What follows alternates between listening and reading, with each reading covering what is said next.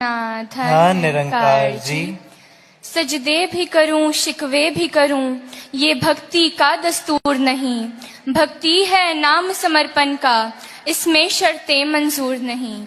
जब जब ये पंक्तियां ध्यान में आती हैं तो ये भाव समझ में आता है कि भक्ति समर्पित होने का नाम है। मगर इसमें समर्पण होगा कब? अगर एक विद्यार्थी अपने अध्यापक से हमेशा गिला शिकवा ही करता रहे तो क्या वो एक समर्पित विद्यार्थी कहलाएगा? अगर एक बच्चा अपने माता पिता से हमेशा शिकायतें ही करता रहे कि आपने मुझे ये नहीं दिया वो नहीं दिया, तो क्या वो एक समर्पित बच्चा बन पाएगा? इसी प्रकार भक्ति भक्त और भगवान के बीच का रिश्ता है। तो इसमें समर्पण होगा कब? ये एक भक्त के लिए, एक गुरसिक के लिए सोचने का विषय है। इसका जवाब मिला संपूर्ण हरदेव वाणी के शब्दों में, जहाँ गुरसिक को सचेत और चेतन किया जा रहा है कि शुक्र किए जा तू मालिक का, शुक्राना ही भक्ति है। शिकवे गिले को अपने लब पर ना लाना ही भक्ति है।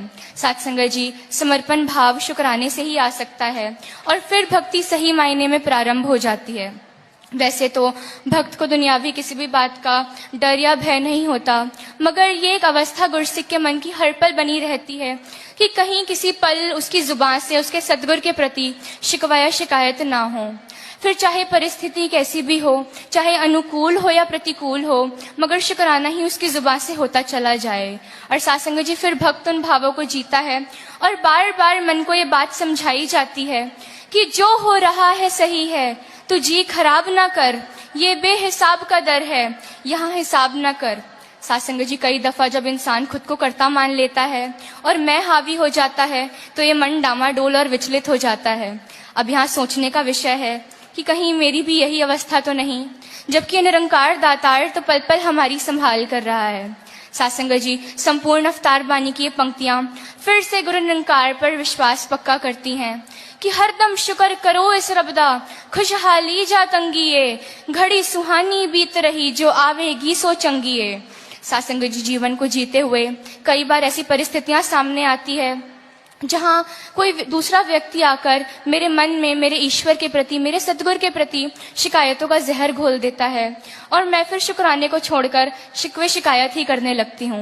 अब सासंग जी, यहाँ पर हमें ऐसे व्यक्ति की संगत से भी बच के रहना है कि कहीं मेरे मन की अवस्था किसी व्यवस्था के कारण बिगड़ न जाए।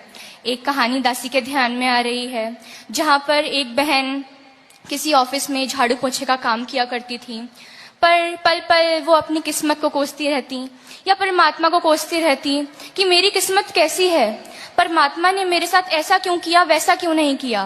तो एक दिन एक संत महात्मा उनको संगत में लेकर आए और वहां सद्गुरु की कृपा से उन्हें ब्रह्म ज्ञान की प्राप्ति हुई।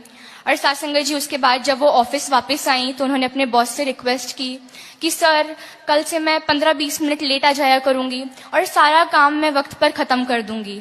तो उन बॉस ने भी ये बात समझ ली कि हाँ, कोई ना कोई परेशानी होगी, कोई ना कोई प्रॉब्लम होगी, कोई इमरजेंसी होगी, तो उन्होंने भी उनको परमिशन दे दी। अब सासंग जी, धीरे धीरे वक्त गुजरा, 2-4 महीने हुए, अभी भी वो बहन निरंतर रूप से लेट आ रही थी। तो सासंग जी, एक दिन उन बॉस के मन में वो जिज्ञासा उठी। उन्होंने उस बहन से प्रश्न कर ही लिया कि आप अब इतना लेट क्यों आते हो, आपके लेट होने का कारण क्या है। तो सासंग जी, वहां पर वो बहन बताती हैं कि मैं ऑफिस आने से पहले निरंकारी सत्संग जाया करती हूँ और संगत करके फिर ऑफिस आती हूँ, इसलिए मुझे थोड़ा सा लेट हो जाता है। तो सासंग जी, यहाँ पर बॉस फिर से सवाल करता है, फिर से पूछते हैं वो बॉस कि आप पहले भी यही काम कर रहे थे, आप अभी भी यही काम कर रहे हो, संगत जाने से आपकी लाइफ में डिफरेंस क्या पड़ा है, फर्क क्या पड़ा है संगत जाने से। तो सासंग जी, यहाँ पर वो बहन बड़ा सुंदर जवाब देती हैं।